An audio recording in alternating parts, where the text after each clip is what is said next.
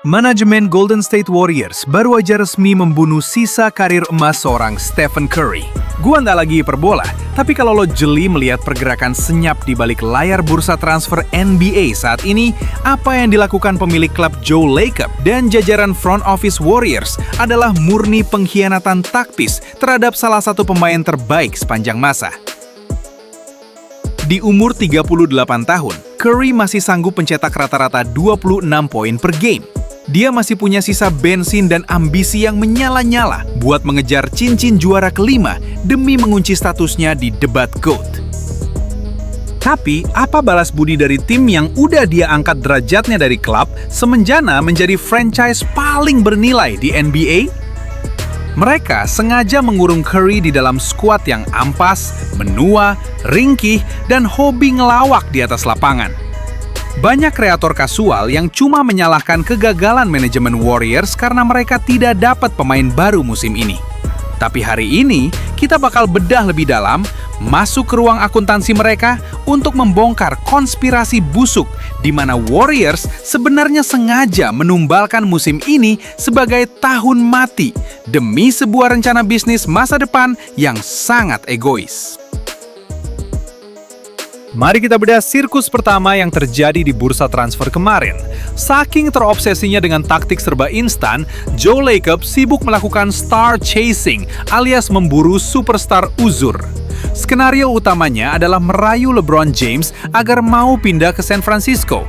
Bahkan, Draymond Green sampai rela melakukan aksi teatrikal dengan menolak player option lamanya seharga $27,7 juta, murni demi mengosongkan ruang gaji atau cap space agar Warriors punya fleksibilitas finansial untuk menyodorkan kontrak ke King James. Hasilnya, zong besar. LeBron malah memilih gabung ke Sixers dengan kontrak veteran minimum. Kegagalan ini langsung memicu efek domino yang membagongkan di internal Warriors. Karena rencana besar itu berantakan, Draymond Green akhirnya terpaksa kembali mengikat kontrak darurat berdurasi cuma 1 tahun dengan nilai yang persis sama, yaitu $27,7 juta. Kocaknya, karena selama berbulan-bulan front office Warriors terlalu fokus mengejar harapan palsu dari LeBron, mereka sampai lupa belanja kepingan pemain sayap atau penembak jitu yang waras. Lo lihat aja grafik transaksi Warriors musim ini, bersih banget kayak kertas kosong. Mereka nggak dapet siapa-siapa. Mereka bakal masuk ke musim baru dengan compositional squad mediocre yang persis sama dengan tim hancur-hancuran kemarin, yang cuma bisa finish dengan rekor buruk 37 menang dan 45 kalah, lalu gugur mengenaskan di babak play-in. Ini namanya bukan mau kompetisi, bro. Ini namanya bunuh diri massal. Gua mau lo paham satu hal.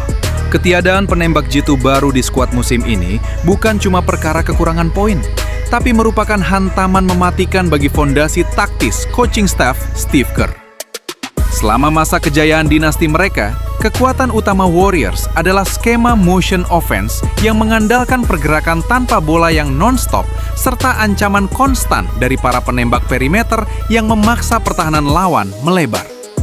Sekarang, begitu Klay Thompson udah cabut dan manajemen gagal mendatangkan sharpshooter pengganti, sistem motion offense ini otomatis mati total.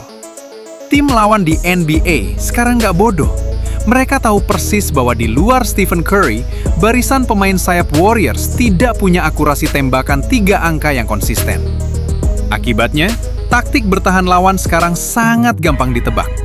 Mereka bakal melakukan strategi box and one atau menumpuk 3-4 pemain di area dalam, paint area, untuk menutup ruang gerak Curry. Setiap kali Curry melakukan dribble, dia langsung dikepung. Begitu Curry terpaksa mengalirkan bola ke pemain sayap yang bebas, tembakan mereka meleset. Kurangnya ancaman perimeter ini membuat jarak serangan, spacing Warriors, menjadi yang terburuk dalam 5 tahun terakhir. Manajemen memaksa Curry bermain dalam sistem taktis yang macet total. Masalahnya, skuad yang dipertahankan Warriors saat ini bukan cuma mediocre, tapi udah masuk kategori pasukan ngantuk kaki kaca. Alasan utama kenapa mereka babak belur kemarin adalah badai cedera yang gak beres-beres. Stephen Curry sempat absen 27 game karena masalah lutut kanan. Ditambah lagi, Jimmy Butler, bintang yang mereka harapkan bisa jadi tandem Curry, justru mengalami cedera putus ACL parah di bulan Januari lalu yang membuat mobilitasnya habis dan kemungkinan besar bakal absen atau tampil ampas di sepanjang musim depan. Terus kenapa bang, manajemen Warriors nolak melakukan perombakan radikal saat tahu skuad ini sudah ringkih? Jawabannya ada pada ego besar sang pemilik, Joe Lacob, yang terjebak dalam delusi strategi bernama dual timeline. Selama bertahun-tahun, Lacob merasa dirinya adalah eksekutif paling jenius di bumi dengan mencoba menjalankan dua misi sekaligus. Pengen timnya tetap menang cincin bareng Curry, tapi di saat yang sama, ogah mengorbankan aset talenta muda dan draft pick masa depan demi mendapatkan bintang matang yang siap pakai. Kemarin, waktu Paul George atau Jaylen Brown tersedia di pasar trade, tim lain berani mempertaruhkan segalanya. Tapi manajemen Warriors pelitnya minta ampun. Mereka nggak mau ngelepas aset muda yang tersedia demi dapat bantuan instan buat Curry. Ironisnya, pemain-pemain muda yang mereka agung-agungkan itu, perkembangannya malah stuck dan mentalnya terbukti belum siap bertarung di level tertinggi playoffs. Curry dipaksa main perfect 40 menit tiap malam cuma buat menggendong barisan pemain muda yang belum matang dan bintang veteran yang sisa kontraknya habis dimakan umur. Ini poin analisis yang jarang disentuh media. Kehancuran Warriors di bursa transfer musim ini juga disebabkan oleh dosa masa lalu mereka dalam mengelola nilai pasar aset muda mereka sendiri. Di NBA, kalau lo mau dapat bintang hebat lewat jalur trade, lo harus punya aset muda bernilai tinggi sebagai alat tukar. Manajemen Warriors gagal total di departemen ini. Mari kita jujur. Setelah melepas Kuminga di musim lalu demi mendatangkan Porzingis, praktis alat tukar muda Warriors kini cuma bertumpu pada Brandon Podziemski dan Moses Moody. Sialnya, manajemen Warriors terlalu sombong dengan memasang harga yang tidak masuk akal di pasar transfer untuk aset sisa ini. Ketika tim lain meminta Podziemski atau jatah draft pick ronde pertama masa depan sebagai kepingan utama untuk menukar pemain kaliber All-Star, Warriors menolak mentah-mentah karena menganggap mereka tidak boleh dibuang demi masa depan jangka panjang. Konyolnya, ego manajemen ini tidak dibarengi dengan menit bermain yang konsisten dari tim pelatih. Akibatnya, nilai pasar trade value para pemain muda yang tersisa ini perlahan merosot karena tim lain melihat mereka cuma sebagai pemain rotasi biasa, bukan calon mega bintang. Begitu bursa transfer musim panas ini dibuka, Warriors baru sadar kalau aset sisa mereka sudah tidak punya daya tawar yang cukup kuat untuk menggoda klub lain melepaskan bintang mereka. Manajemen terkunci dalam situasi di mana mereka tidak bisa maju, tapi juga tidak punya modal untuk berbenah. Sekarang kita masuk ke analisis paling dalamnya, bagian yang gak bakal lo temuin di media kasual. Banyak orang mengira pergerakan pasif Warriors di bursa transfer musim ini adalah bentuk kebodohan murni. Padahal, ini adalah langkah sengaja yang sangat kejam dari manajemen. Warriors sedang memainkan strategi the hidden game yang disebut gap year, atau mengorbankan satu musim penuh sebagai tahun mati demi ambisi finansial jangka panjang. Coba lo perhatikan struktur kontrak tim ini. Dengan sengaja mengontrak Draymond Green cuma 1 tahun, manajemen Warriors membuat sebuah skenario finansial yang sangat presisi. Kontrak Draymond Green senilai $27,7 juta Amerika Serikat, kontrak Jimmy Butler senilai $52 juta Amerika Serikat, dan kontrak Stephen Curry senilai $62,6 juta Amerika Serikat. Semuanya akan habis bersamaan di musim panas tahun depan. Artinya apa? Di ruang akuntansi mereka, Warriors sengaja mengosongkan pembukuan untuk menghapus beban gaji raksasa sebesar $147 juta Amerika Serikat secara instan. Tujuan utama mereka bukanlah memenangkan cincin juara untuk Curry musim ini. Tujuan mereka adalah melakukan pembersihan ruang gaji total roster overhaul besar-besaran agar mereka bebas dari jeratan denda pajak second apron. Sehingga mereka bisa berburu mega bintang baru yang jauh lebih muda. untuk dijadikan wajah baru franchise di masa depan. Secara kalkulasi bisnis, strategi ini jenius. Tapi secara moral basket, ini adalah kejahatan terbesar. Menjadikan musim depan sebagai gap year sama saja dengan membuang sia-sia 1 tahun sisa masa jaya prime time seorang Stephen Curry yang umurnya terus berjalan menuju masa pensiun demi masa depan klub yang belum pasti terwujud. Namun, sepandai-pandainya manajemen menyusun rencana bisnis, mereka lupa kalau Stephen Curry bukanlah pion catur yang bisa mereka kendalikan secara pasif.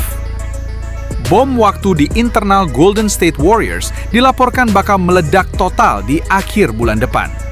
Secara aturan legal NBA, tepat di tanggal 29 Agustus, Stephen Curry secara resmi berhak menandatangani perpanjangan kontrak maksimal max extension selama 2 tahun dengan nilai fantastis, $136,7 juta Amerika Serikat.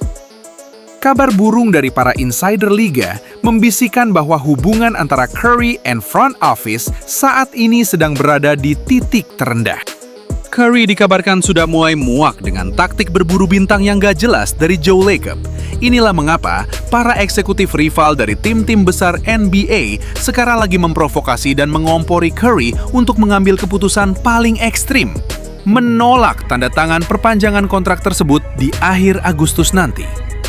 Jika Curry nekat menolak tawaran $136,7 juta Amerika Serikat itu, ini akan menjadi sinyal bahaya nomor 1 di NBA. Artinya, Curry sengaja membiarkan dirinya masuk ke pasar bursa transfer bebas murni unrestricted free agent tahun depan. Curry bakal menggunakan status free agent-nya sebagai senjata nuklir untuk menyandra balik manajemen, memaksa Joe Lacob agar segera melakukan trade agresif sekarang juga dan membuang para pemain muda peliharaan klub demi mendatangkan bantuan instan.